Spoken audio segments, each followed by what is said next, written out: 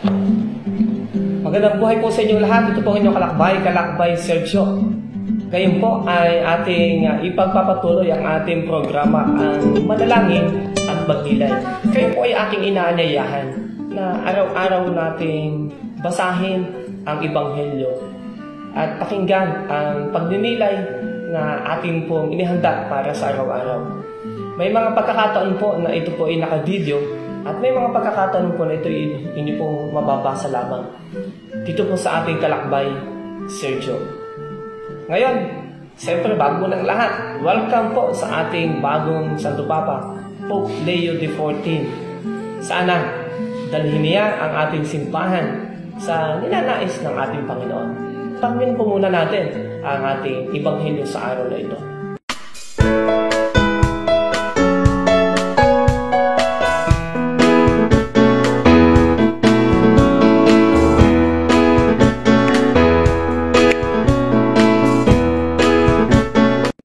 Mabuting balita ng Panginoon ayon kay San Juan. Noong panahong iyon, nagtalo-talo ang mga Hudyo. Paanong maiibigay sa atin ng taong ito ang kanyang laman upang kanin natin? Tanong nila. Kaya't sinabi ni Jesus, tandaan ninyo, malibang kanin ninyo ang laman ng anak ng tao at inumin ang kanyang dugo, hindi kayo magkakaroon ng buhay. Ang kumakain ng aking laman at umiinom ng aking dugo ay may buhay na walang hanggan, at muli ko siyang bubuhayin sa huling araw. Sapagkat ang aking laman ay tunay na pagkain, at ang aking dugo ay tunay na inumin. Ang kumakain ng aking laman at umiinom ng aking dugo ay nananahan sa akin, at ako sa kanya. Buhay ang amang nagsugo sa akin, at ako'y nabubuhay dahil sa kanya. Gayon din naman, ang sino mang kumain sa akin ay mabubuhay dahil sa akin. Ito ang pagkain bumaba mula sa langit. Ang kumakain nito ay mabubuhay magpakailanman. Hindi ito katulad ng kinain ng inyong mga magulang sa ilang. Namatay sila bagamat kumain iyon. Sinabi ito ni Jesus nang siya'y nagtuturo sa sinagoga sa Capernaum. Ang mabuting balita ng Ang mga magkasalungat, gaya ng mabuti laban sa masama o liwanag laban sa dilim, ay hindi naman talaga magkaaway. Ang kasamaan ay kakulangan ng kabutihan at ang dilim ay kakulangan ng liwanag. Isang mahalagang paalala ng ating Ebanghelyo ngayon, mga kalakbay. Sinasabi sa Ebanghelyo na ang hindi pakikibahagi sa banal na Eukaristiya ay nauuwi sa kamatayan. Ibig sabihin, pagkawala ng tunay na buhay. Ang Eukaristiya ang pinagmumula ng buhay at ang malinaw na sinasabi ng ating Panginoon, mga kalakbay. Kung wala ito, kulang tayo sa buhay. Kulang tayo sa buhay na walang hanggan.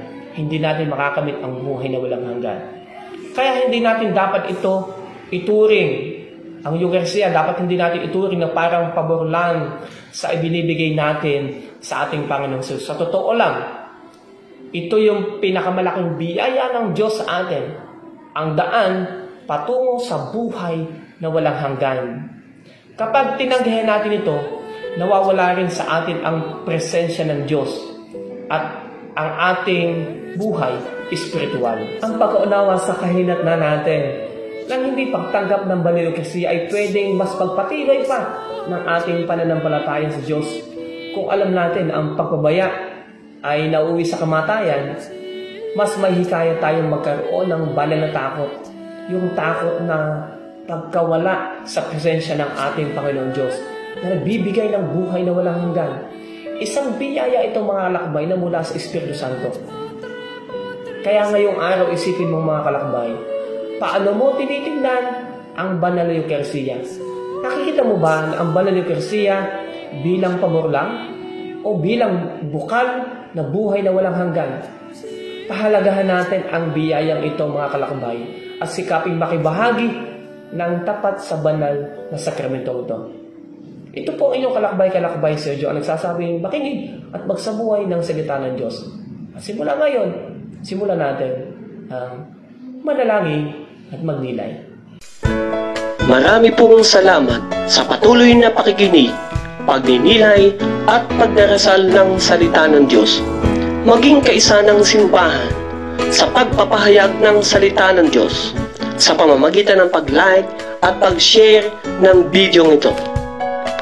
At kung hindi pa kayo nakapag-subscribe, paki-subscribe lang po at pakipindot na rin po ang notification bell upang patuloy kayong ma-notify sa araw-araw na pakikinig, pagninilay at pagdarasal ng salita ng Diyos.